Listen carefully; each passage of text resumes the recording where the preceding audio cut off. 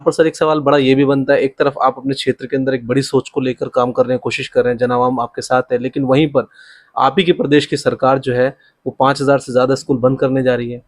अभी आपने देखा होगा कि टीचर्स हड़ताल पे पहुंच गए हैं, तो बजाय उसके अंदर एडमिशन की व्यवस्थाएं कराने की, ज़्यादा एडमिशन कराने की, उन स्कूलों को ही बंद किया जा रहा है सर। हमने शासन प्रशासन में उसकी पैरवी की तो यही पता लगा कि भाई आप अगर जमीन कोई दे देगा तो बना देंगे। तो इस बार मैंने अपने पास से 8 बीघा जमीन करीब 2 करोड़ रुपए कीमत की मैंने सरकार को दी है, ताकि अपने कस्बे के बच्चों का, क्षेत्र के बच्चों पर्सनली सर आपने अपनी जमीन दी है? जी मैंने लेकिन ऐसे में क्या कभी प्रॉब्लम्स नहीं होती थी कि भाई आप किसी पार्टी को समर्थन भी नहीं करते, किसी पार्टी के साथ भी नहीं हो और आपको आवाम के काम भी कराने हैं, तो ऐसे में क्या डिफिकल्टीज आती थी और किस तरह से उसका जो है इस वक्त हम जिला मुजफ्फरनगर के अंदर पुरकाजी में, जो कि बहुत खास और अहम कस्बा माना जाता है, उसके अंदर मौजूद है। मौजूदा चेयरमैन इस वक्त कैमरे के सामने है, तो उनसे बातचीत करेंगे। मैं उम्मीद करता हूं कि पॉडकास्ट आपको बेहद पसंद आने वाला है, क्योंकि खास बातचीत होगी, क्योंकि चेयरमैन साहब महज चेयरमैन ही नहीं, एक सुलझे हुए एडवोकेट भी हैं। तो काफ़ी सारी जो है महज इलाके की, क्षेत्र के बारे में नहीं, कुछ नेशनल मुद्दों पे बातचीत होगी। तो बहुत बहुत खैर मकदम है सर आपका। शुक्रिया बहुत बहुत। मैं आपको चाहूंगा कि हमारे लाखों व्यूअर्स का आपका पूरा तारुफ सर आपकी ज़बान में। मेरा नाम जहीर फारूकी है और मैं जिला मुजफ्फरनगर की नगर पंचायत पुरकाजी से इस बार लगातार दूसरी बार निर्दलीय प्रत्याशी के रूप में चेयरमैन हूँ और मैं जनता की लगातार सेवा कर रहा हूँ, एडवोकेट भी हूँ। चेयरमैन साहब, मेरा पहला और अहम सवाल कि जब आपने इससे पहले चुनाव लड़ा था, तो उस वक्त आपके सामने कई दिग्गज लोग होंगे, तजर्बेकार होंगे, आपसे ज़्यादा उम्र दराज भी रहे होंगे, जिनकी बहुत शाख रही होगी इलाके के अंदर। तो उस वक्त जहन में क्या था मामला कि क्या अल्लाह ये इज्जत दे पाएगा, या माहौल किस तरह का महसूस हो रहा था जहन के अंदर? देखिए, मैंने कभी जिंदगी में सोचा नहीं था कि मैं चुनाव लड़ूंगा, लेकिन हमेशा जनता से जुड़ा रहा हूँ। जनता की समस्याओं के लिए मैंने संघर्ष किया है, चाहे वो बिजली की समस्या हो, रोडवेज बस स्टैंड बंद था 20-22 साल से, उसे चलवाने की समस्या थी। जब गैस के कनेक्शन नहीं होते तो उस टाइम गैस के कनेक्शनों के लिए धरना प्रदर्शन होते थे। मैंने जनता से जुड़े हुए हर मुद्दे के लिए संघर्ष किया है और संघर्ष करके उसमें जनता को राहत देते हुए मैं यहाँ तक पहुँचा हूँ। और इसीलिए मैं निर्दलीय प्रत्याशी के रूप में चुनाव लड़ा था और मुझे दोनों बार जनता ने इसीलिए इज्जत दी है क्योंकि मैं जनता से लगातार जुड़ा हुआ रहा हूँ। और चुनाव भी बाई एक्सीडेंट लड़ना पड़ा, क्योंकि लगातार यही देख रहे थे कि जो भी चुनाव जीतता था, चुनाव से पहले कुछ और कहता था, चुनाव जीतने के बाद में जनता के मुद्दों से भटक जाते थे। तो इसलिए सोचा कि भाई कोई कुछ कर ही नहीं रहा है, तो चलो एक बार हम ही मैदान में आके देखते हैं। चेयरमैन साहब, सवाल छोटा सा ये भी है कि क्या किसी पार्टी से कनेक्ट थे उस वक्त पे, जब आप चुनाव से पहले इन तमाम खिदमात में रहते थे? नहीं, मैं कभी किसी राजनीतिक पार्टी से जुड़ के नहीं रहा हूँ और मैं आज भी, और 2012 से मैं सिर्फ किसान यूनियन में जुड़ा हूँ, भारतीय किसान यूनियन चौधरी राकेश टिकैत जी वाली में। और वो तो एक संगठन है, जाहिर सी बात है, नॉन पॉलिटिकल। किसी राजनीतिक पार्टी से मेरा कोई कभी इस तरह का संबंध तो नहीं है। ऐसे में चेयरमैन साहब, क्योंकि कहा एक तो समुदाय विशेष का आज पूरे देश के अंदर क्या हाल है, मेन स्ट्रीम मीडिया हिंदू मुस्लिम डिबेट के अलावा कुछ है नहीं उनके पास, वो तो हम बाद में मुद्दे पर आएंगे, लेकिन ऐसे में क्या कभी प्रॉब्लम्स नहीं होती थी कि भाई आप किसी पार्टी को समर्थन भी नहीं करते, किसी पार्टी के साथ भी नहीं हो और आपको आवाम के काम भी कराने हैं, तो ऐसे में क्या डिफिकल्टीज आती थी और किस तरह से उसका जो है निवारण होता था?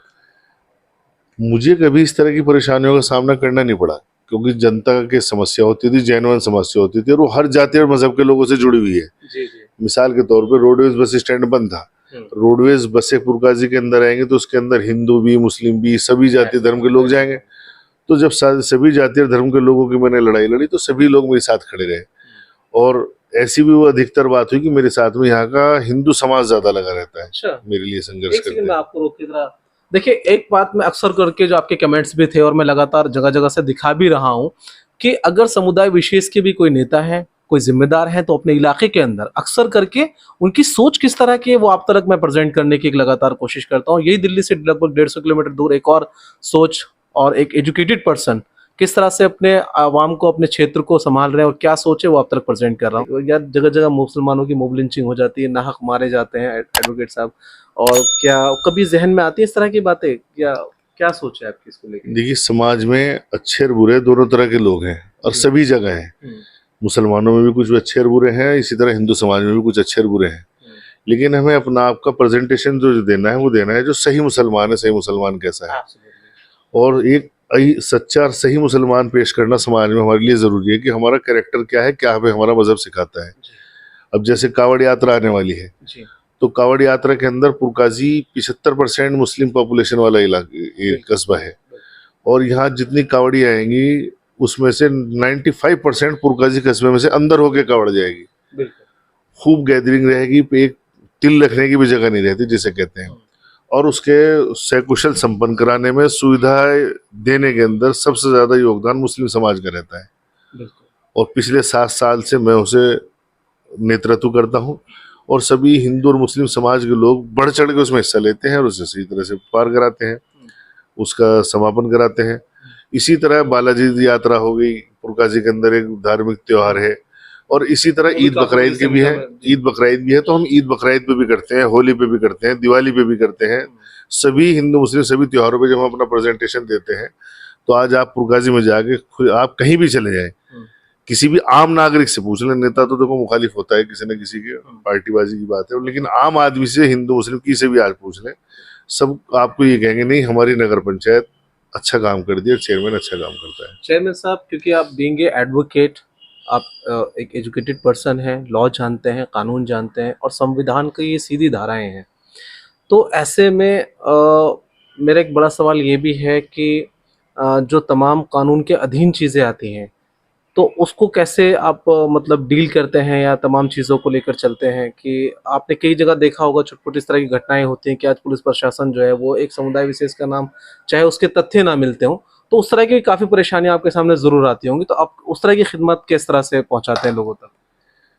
देखिए, ये मेरा सौभाग्य समझ लें आप कि इस तरह का हमारे पुरकाजी के अंदर का माहौल अभी तक तो हो नहीं पाया, और जहाँ भी कोई बात होती है, अगर कोई इस तरह की बात है थोड़ा बहुत, तो हम अपने को ही समझाते हैं ज्यादातर, कि कुछ नहीं, हम अपने को धमका लेंगे, चमका लेंगे, समझा लेंगे। और हमारा जो हिंदू मुस्लिम भाईचारा यहाँ पे है कि अगर कोई बात होती है तो हम लोग आपस में बैठ के उसे सुलटवा देते हैं। अगर हम कहते हैं कि कोई बात होगी छोटी मोटी आपस में, एक तरफ हिंदू समाज के लोग हैं, एक तरफ मुस्लिम समाज के लोग हैं, तो हिंदू समाज के जो जिम्मेदार लोग हैं वो और हम आपस में एक चैन की तरह जुड़े हुए, आपस में बैठ के बड़े से बड़ा मामला यहाँ पे निपटा लेते हैं। ज्यादातर मामलों में हम थाना पुलिस नहीं होने देते, कोई बात होती है उसे आपस में बैठ के समझाते हैं, और अपनी गलती होती है अपने को धमकाते भी हैं। अच्छा चेयरमैन साहब, मेरा एक अहम सवाल अब यहाँ पर ये आता है कि 7 साल आपका कार्यकाल पूरा हुआ है लगभग, तो इस 7 साल का कार्यकाल में वो कुछ चंद काम मैं चाहता हूँ कि मैं अपने डिस्प्ले पर आपकी बातचीत के साथ साथ दिखा सकूं, कि जहां आपको अकेले बैठ के सुकून महसूस होता हो कि काश मगर मुझे अगर और पहले वक्त मिल चुका होता तो मैं काम बहुत पहले करा चुका होता। उन कामों के बारे में जरा बताएं। सबसे बड़ी बात तो मेरे लिए यही था, जो मेरे लिए सबसे बड़ी उपलब्धि है, कि पुरकाजी के अंदर एक सूली वाला बाग है, और 1857 की क्रांति में अंग्रेजों पे हमला करके वहां पे उनसे हथियार छीन लिए गए थे, और उस जगह पर फिर अंग्रेजों ने बदला लेने के लिए अपनी सेना की टुकड़ी बुलाई, और मुजफ्फरनगर, मेरठ, सरदना, शामली, इस इलाके में से जो जो क्रांतिकारी होते थे उन्हें पकड़ के सूली वाला बाग पे सूली चढ़ा के शहीद किया गया। शोभाराम त्यागी जी नाम के क्रांतिकारी थे, उन्हें जमीन में गड़वा के कुत्तों से फड़वाया गया, और वो एक ऐसा ऐतिहासिक स्थल है जहाँ करीब 500 देशभक्तों को सूली पे चढ़ाया गया, इसलिए उसका नाम सूली वाला बाग के नाम से मशहूर है। और वो सूली वाला बाग 1857 से लेके 2016-17 तक इतनी गंदगी की हालत में था, बदहाल स्थिति में था, कि मरे हुए कुत्ते पड़े रहते थे, कूड़ा करकट था, वहां से बिना नाक बंद किए, बिना मुंह पे कपड़ा रखे वहां गुजर पाना भी असंभव था। तो 2016 में हमने उसके लिए संघर्ष शुरू किया, फिर 2017 में चुनाव हुए, हम चुनाव जीत गए। आज हमने उसे एक शहीद स्मारक बना दिया है, पूरी कुछ साफ सुथरा कर दिया, एक मिनी पार्क के रूप में हमने उसे डेवलप कर दिया है, और शहीद स्मारक बनाने की मांग, जो शहीद स्थल घोषित कराने की मांग सरकार से हमारी लगातार चलती है। हर साल 26 जनवरी और 15 अगस्त पे देश का सबसे ज्यादा आम जन की भीड़ वाला ध्वजारोहण कार्यक्रम पुरकाजी के अंदर होता है। इस इलाके के अंदर, पुरकाजी के अंदर, कस्बे के अंदर होता है, सूली वाला बाग पे जाता है, पूरे इलाके के लोग इकट्ठे होते हैं। कि देखिए, एक नई हिस्ट्री हम अपने चैनल पर बता रहे हैं, और लगातार वो विजुअल्स चला रहे हैं जिसके बारे में, जिसके इतिहास के बारे में शायद अब तक मेरे व्यूअर्स को नहीं पता होगा, कि पुरकाजी के अंदर एक ऐसी ऐतिहासिक स्थल भी रहा है जिसको हम कहीं ना कहीं कंपेयर कर सकते हैं जलियांवाला बाग से। तो वहाँ के लिए एक बड़ा संघर्ष, क्योंकि यहाँ पर मैं आपको जानकारी दे दूं कि यहाँ के गृह मंत्री भी रहे शहीदुज्जमा साहब, एक बड़ी पॉलिटिकल जो है और सांसद भी रहे हैं। तो ऐसे में वो बड़ा इम्पोर्टेंट पॉइंट्स था, लेकिन वो तमाम चीज़ें सौभाग्यपूर्ण रहा कि चेयरमैन साहब के जो है जेरे नज़र रहा। ये बड़ा आपकी सर खुशनसीबी भी है, मैं समझता हूँ कि आपके जरिए हम जो है नहीं, मैं बिल्कुल इसमें अपना सौभाग्य समझता हूँ, और पूरे पुरकाजी और पूरे क्षेत्र के लोगों के लिए सौभाग्य का विषय कि हमारे यहाँ सूलीवाला बाग जैसे एक ऐतिहासिक स्थल था, और ये हमारा दुर्भाग्य था कि बदहाल स्थिति में था। और उससे बड़ा दुर्भाग्य हमारा है कि हमारे यहाँ 10वीं तक का भी कोई सरकारी स्कूल नहीं है। आज़ादी से पहले से लेके यहाँ पर और अब तक 8वीं तक का सिर्फ एक जूनियर हाई स्कूल था, आज भी 8वीं तक का जूनियर हाई स्कूल है।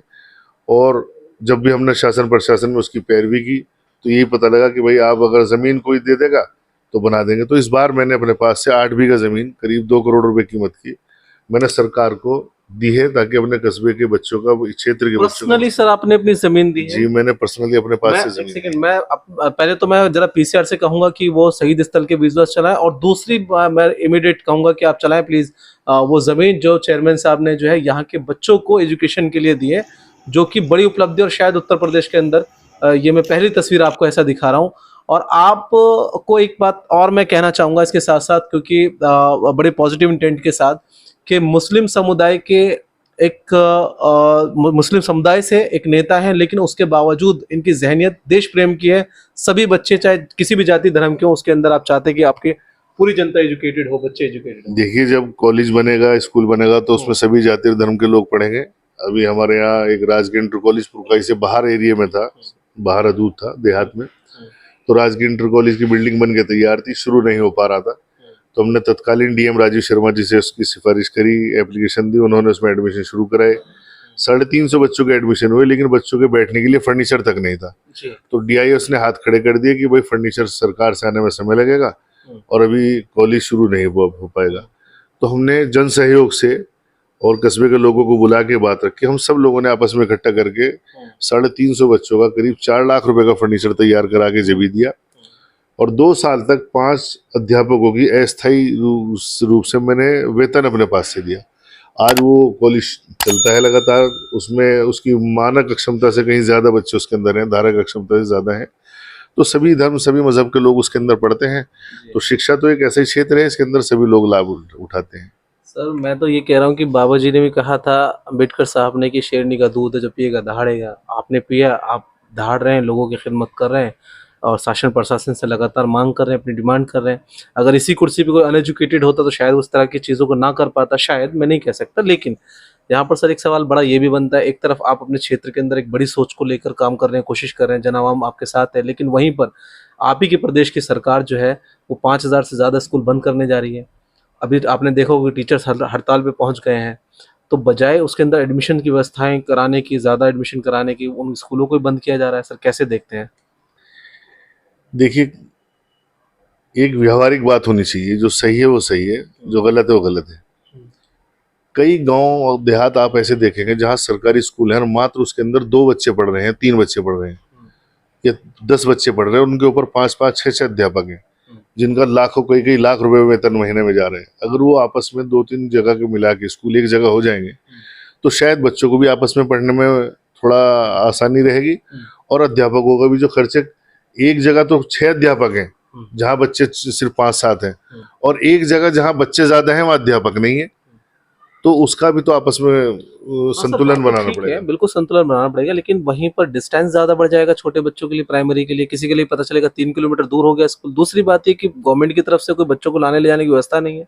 चलिए छोड़ दीजिए उस बात पर भी, लेकिन क्या कोई गाँव ऐसा है जहाँ पर 17,000, जहाँ पर जो कम से कम 1000, 1500, 1700, 1800 वोट ना हो, और जब वोट है तो उनके बच्चे भी होंगे। और गाँवों के अंदर सर अधिकतर, अगर आप आज भी हालत देख लें रिपोर्ट के अकॉर्डिंग भी, तो 70% जो है वो ओबीसी के बच्चे हैं, दलितों के बच्चे हैं। तो क्या उनका सर ये अधिकार नहीं छीना जा रहा? जा रहा है या नहीं जा रहा, ये तो जनता तय करेगी। लेकिन मुझे ये देखना है कि जब स्कूल है गांव के अंदर, फिर वो बच्चे पढ़ने क्यों नहीं जा रहे? वो गांव के सरकारी स्कूलों में पढ़ने ना जाके प्राइवेट स्कूलों में जा रहे हैं। वो इसलिए जा रहे हैं क्योंकि प्राइवेट स्कूलों में बच्चों का हित सुरक्षित दिखाई दे रहा है माँ बाप को, वहाँ सुविधाएं हैं। और हमारे यहाँ पुरकाजी के अंदर भी सरकारी स्कूल थे। जब मैं आया 2017 में, 12 दिसंबर 2017 को मैंने शपथ ली, अगले दिन मैं सरकारी स्कूल के मुआयने भी गया। शिक्षा समिति का चेयरमैन होता है, नगर का चेयरमैन होता है, अध्यक्ष होता है। तो मैं अपने यहाँ जूनियर हाई स्कूल में गया तो दिसंबर के महीने में बच्चे जमीन पे बैठे थे ठंड के अंदर। छोटे छोटे बच्चे आते हैं जमीन पे, टाट की पट्टी पे बैठे, तो ठंड भी लगती है। तो हमने अपने पास से उस टाइम पे फर्नीचर देने की बात की, तो जो उस टाइम पे डीएम थे उन्होंने कहा कि नहीं, शिक्षा का तो बजट अलग से रहेगा, आप नगर पंचायत से क्यों दे रहे हो। लेकिन फिर भी करके हमने अपने तरफ से उस टाइम पे फर्नीचर दिया था। और उसके बाद में सरकार की तरफ से भी योजना बाद में आई 2019-20 में, लेकिन हमने 2017 से ही स्कूल में फर्नीचर देना शुरू कर दिया था। तो आज हमारे यहाँ पुरका जी के सरकारी स्कूल में आप जाके देखिएगा कि हमने वहाँ पे इस बार स्मार्ट क्लास शुरू करवाई है। अच्छा, हमने 75 इंच की हिक विजन कंपनी की एलईडी दी है और उस पे स्क्रीन पे स्मार्ट बोर्ड पे पढ़ाया जाता है बच्चों को, और उसे पढ़ाने की वजह से स्कूल का स्टैंडर्ड हमारा इससे भी हाई हुआ। और उससे पहले समय हम फर्नीचर दे चुके, जैसा फर्नीचर प्राइवेट स्कूलों में नहीं होता उससे अच्छा हमने फर्नीचर दिया। हमने बच्चों के लिए पानी की व्यवस्था, कमरे के अंदर टाइल्स, नीचे टाइल्स, सब जगह बिल्कुल प्राइवेट सरकारी स्कूलों को प्राइवेट स्तर से ज्यादा अच्छी सुविधाएं देनी शुरू करी। तो आज हमारे उस सरकारी स्कूल के अंदर करीब 1000 बच्चे पढ़ते हैं सिर्फ एक स्कूल के अंदर। और सर आपने खुद ही बड़ा एग्जाम्पल दे दिया या नहीं दे दिया। अगर आप सुधार सकते हैं, एक छोटी सी ताकत है, आप छोटे से इलाके के आप जिम्मेदार हैं, आपने जमीन दी इतने बड़े पैमाने पर लगभग 2 CR की, तो आप तो सर उत्तर प्रदेश के पास दौलत मतलब धन की कमी नहीं है, किसी चीज की कमी नहीं है। आप देखिए ना कितने बड़े इंफ्रास्ट्रक्चरों पर काम हो रहा है और तमाम चीजों पर काम हो रहा है। रीजनल ट्रेन्स चलाई जा रही हैं उत्तर प्रदेश के अंदर, मॉल्स जैसे स्टेशन बनाए जा रहे हैं, लेकिन उससे कहीं ज्यादा इंपॉर्टेंट शायद ये मुद्दा है मेरी नजर में। बिल्कुल आप सही कह रहे हैं। मेरा भी मानना ये है कि शिक्षा के क्षेत्र में बहुत ज्यादा क्रांति की भी जरूरत है। सरकारी स्कूलों में बहुत ज्यादा सुविधाएं देने की जरूरत है। सरकारी स्कूल को प्राइवेट से भी ज्यादा बेहतर बनाने की जरूरत है, ताकि हमारे आने वाला जो फ्यूचर है वो सरकारी स्कूलों में पढ़ता है आज भी। सर क्या आखिरी मैसेज देना चाहेंगे, क्योंकि आप एडवोकेट हैं, आपसे ज़्यादा सवाल बनते नहीं क्योंकि आप तो खुद सुप्रीम कोर्टों में और कोर्ट के अंदर सवाल करने वाले व्यक्ति हैं। तो क्या तमाम हालतों का एनालिसिस करते हुए आपने बचपन का वक्त भी देखा होगा, आज की मीडिया भी देखी है, आप तमाम चीज़ें देख रहे हैं, इसराइल का, तमाम पूरे देश के तमाम हालातों के मद्देनजर क्या एक सर कैलकुलेशन क्या मैसेज देना चाहेंगे? मैं पूरे देश को तो ये मैसेज देना चाहूंगा कि देश धीरे धीरे आपस में कमजोर हो रहा है। ये जाति और धर्म की जो बीमारी घुसी है, इससे देश आपस में कमजोर हो रहा है। हो सकता है कि हम लोग एक बार चेयरमैन बन जाए, सांसद बन जाए, विधायक बन जाए, सत्ता एक बार आ जाए, 2 बार आ जाए, लेकिन ये जो जाति और धर्म की राजनीति चल रही, इससे कहीं ना कहीं जाके आपस में जो प्यार मोहब्बत था, इत्तेफाक था, इत्तेहाद था, उसके अंदर कमी आई है और देश कहीं ना कहीं इस पे कमजोर हो रहा है। इसलिए हमें देश को मजबूत करना है। देश की एकता और अखंडता को मजबूती से बनाए रखने के लिए हमारे लिए जरूरी है हिंदू मुस्लिम भाईचारे के कार्यक्रम हो, हिंदू मुस्लिम भाईचारे के प्रोग्राम हो और आपस में सब मिलजुल के रहें। इस पे बहुत ज्यादा सरकार को इस टाइम फोकस करना चाहिए। और मेरा अपने सभी, जैसे मैं मुसलमान हूँ, सब टारगेट रहता है कि मुसलमान है, तो मैं सभी भाइयों से कहूँगा कि हम लोगों को एक सही मुसलमान समाज में पेश करना है कि सही और सच्चा मुसलमान कैसा होता है। तो वो ऐसा ही होता है, वो सच बोलता है, अमानत में खयानत नहीं करता, झूठ नहीं बोलता, माँ बाप की इज्जत करता है, सबका हक अदा करता है और जब उसे मौका लगता है तो अपना जीवन भी अपने देश के लिए न्यौछावर कर सकता है। बहुत बहुत शुक्रिया। तो देखिए ये तमाम ख्यालात आप तक पहुंचाने में हमारी कोशिश है और आपकी जिम्मेदारी है कि आप एक एक मोबाइल तलक, देश के एक हिस्से तलक इस खास ब्रॉडकास्ट को ज़रूर पहुंचाएं, क्योंकि हमने बात की कि किस तरह से एजुकेशन के क्षेत्र के अंदर चेयरमैन साहब ने अपना योगदान दिया। वो तमाम तस्वीरें भी हमने लगातार दिखाई। जलियांवाला बाग से रिलेटेड एक कंपैरेबल एक पार्क दिखाया जिसके लिए शहीद स्थल बनाया, जो पहले बहुत खस्ता हालत में था। यहाँ की प्राइमरी एजुकेशन को किस तरह से इन्होंने अपग्रेड करा, वो तमाम चीज़ें दिखा रहे हैं, तस्वीरें दिखा रहे हैं। मैं उम्मीद करता हूँ कि दोबारा रिमाइंड कराना मेरा आपके लिए, दोबारा आप चाहेंगे कि इसको दोबारा रोक के ज़रूर देखें इंटरव्यू के। इन्हीं तमाम खबरों के साथ मैं आपसे विदा लेता हूं। कैमरा पर्सन विपिन के साथ मैं फुरकान पुरका जी, मुजफ्फरनगर।